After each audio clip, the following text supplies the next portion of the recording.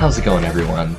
I'm Philip, and this is another motivational video in my motivational series called How to Fly with a Clipped Wing.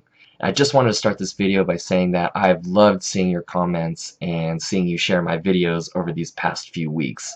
Seriously, it means a lot to me, and I found your feedback to be super constructive and helpful in helping me deliver my messages to you.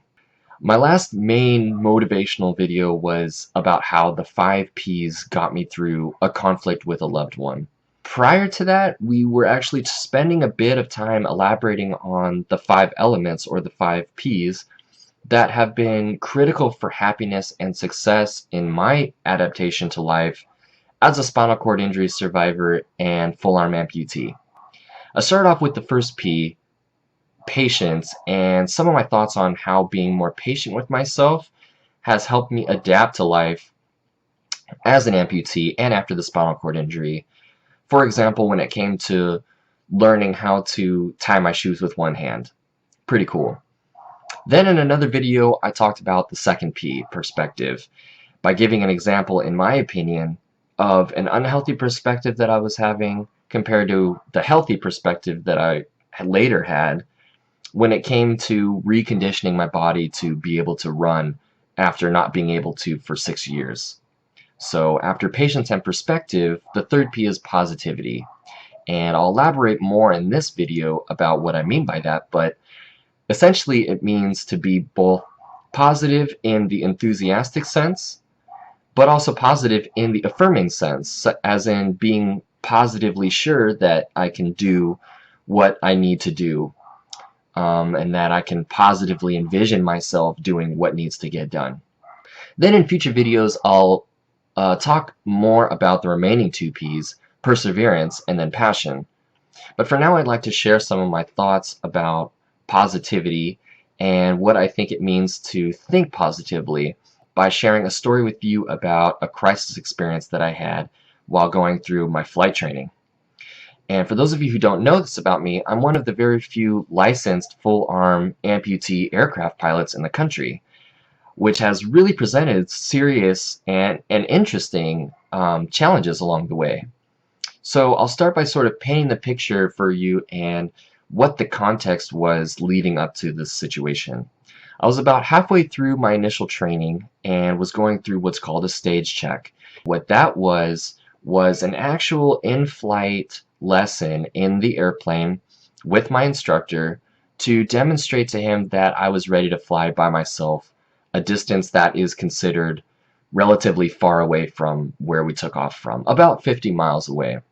And the objective was for me to show my instructor that I was capable of doing everything that concerned the safety and success of the flight as if I was doing it all by myself.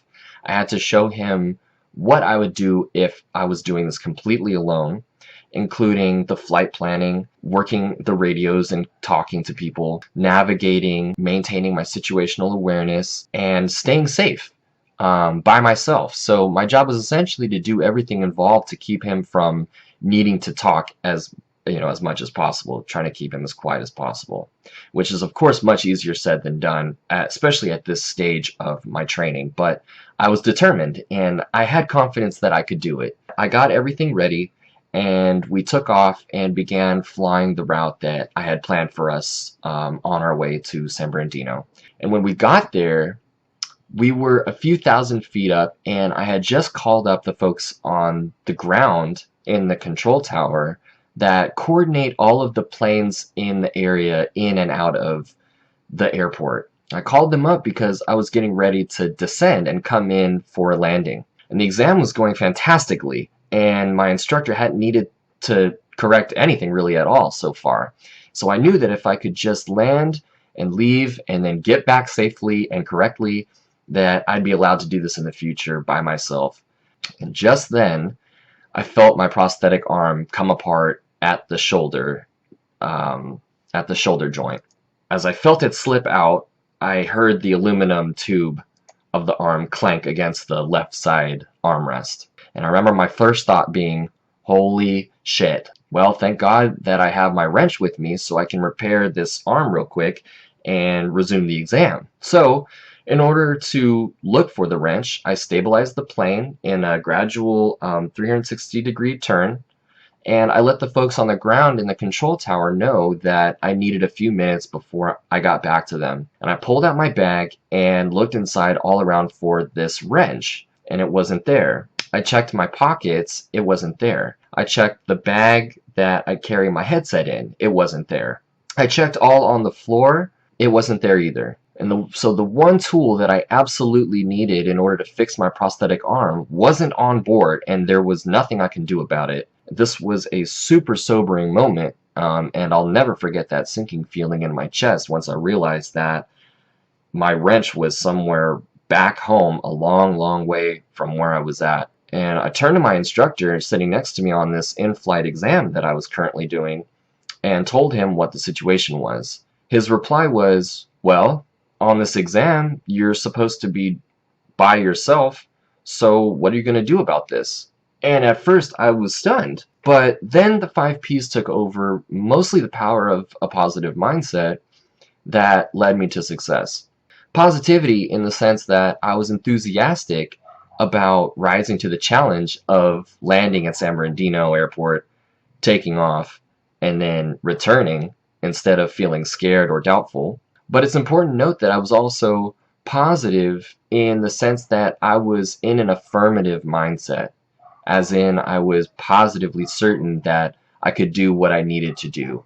I have a flight simulator on my computer at home that I had spent hours and hours in, and continue to spend hours practicing in, actually. And whenever I'm using the simulator, I never use my prosthetic arm. Back then, at the time, I did this as I do now, to build confidence with using other control techniques to fly the plane without needing to use the hand controls at all, and the steering wheel essentially of the plane, also called the yoke. And I did this to build confidence with performing all of the necessary tasks associated with flight should my prosthetic arm ever break, which ironically it had in this moment. I managed to land at San Bernardino Airport, take off, and then navigate back to Hawthorne safely in one piece, totally legit, one-handed. And I often tell this story from a motivational standpoint because I believe there are at least 2 things that everyone can learn from this dangerous situation that I knew I would successfully get through from the moment I felt the prosthetic arm come apart up there. The first thing is the power of a positive mindset. And 2, the power of preparation and the time that you put into something, as I had done with my simulator, as the basis for positively knowing that you can do something. Because without that preparation and that basis for that positive mindset, telling yourself it's going to be okay, or that you can do this, and it could be worse, or something, other positive thoughts, without a basis for actually knowing that it will be okay, or how you know that you can do this, positivity can actually be hurtful to you, as you kind of delude yourself into believing it's going to be okay. You need a reason for and a basis for that positivity, and then you're good to go. And in this experience, which then made me reflect on lots of other times when I've had success in adapting to life circumstances, I learned that to be successful in something, regardless of what it is or whether one's life is dependent on it or not, you firstly need to have 2 different types of positivity going on in your mind. So for one thing, you need to know that you can do it, that you won't give up no matter what, and that you believe in yourself and your cause. It's the voice of positivity that is enthusiastic and positive in the more common way, I think, of thinking about positivity. Upbeat instead of negative. The voice that says, you got this. The finish line is within reach. You deserve this from all your hard work. And when I was up there, thousands of feet up in the air and far from home, with a broken prosthetic arm in this small airplane, trying to demonstrate exactly what I would do if I were truly by myself, I didn't have time to doubt myself or to give up. And not only that, but I had to think about the hard work that I had put in during my training and in my simulator prior to this point. I had to focus on the positive things, like that I knew I had the training to sort this out, I had to believe in myself and my ability to use everything that I had learned up to that point to bring the plane down softly and safely. I had to confront this crisis with enthusiasm. It was exciting to me to know that if I could just get through this, I would come out of the crisis much, much stronger and much more confident than I was before. And the second type of positivity that you've got to have is that you've got to be able to positively envision yourself succeeding in doing whatever it is that needs to be done. This is where you've got to positively visualize yourself traversing that road to achieving your goals, no matter how treacherous that road may be.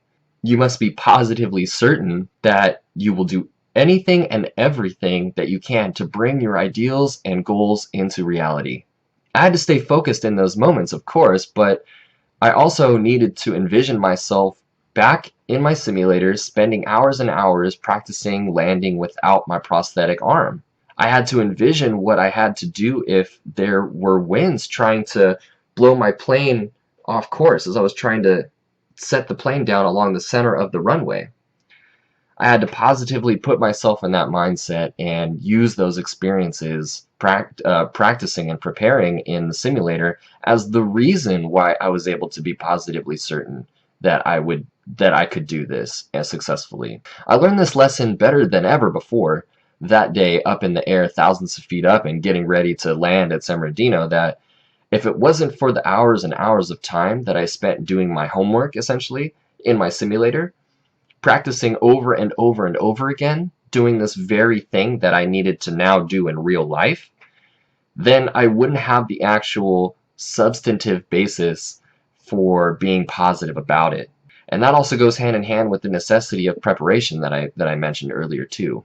That consistency that I had, the commitment I had to work with my simulator on long nights when I was tired from work or from school, or when I really wanted to go out and socialize and go to the bar or whatever, that choice to remain consistent and dedicated is what allowed me to do what I needed to do to finish the flight safely and successfully, unharmed, with one hand and a broken prosthetic arm. I think there's a lot to learn from this experience and thinking about the power of positivity in your own life.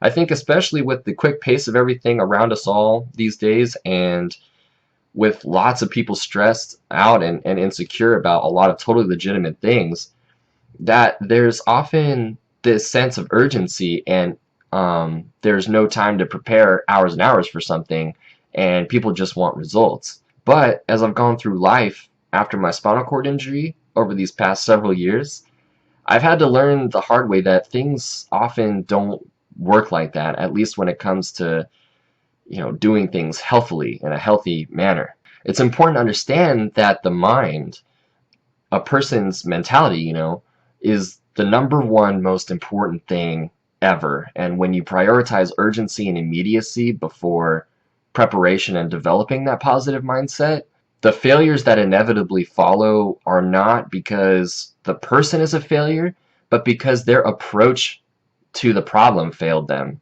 So I ask you to please take in the lessons about positivity from this video and try incorporating the two types of positivity into your life this week, and let me know how things have changed for you. Remember the two types: positive in the sense of enthusiasm and avoiding negativity, and then positivity in the sense of being affirmative and positively certain that you will succeed, that you positively envision yourself doing whatever needs to be done, positively certain that defeat is not an option, even if you don't succeed the first time. When I was at my computer practicing landings with one arm in the beginning, I certainly failed way more than I succeeded, but that didn't deter me from trying and trying and trying until it became comfortable to me and I could do it.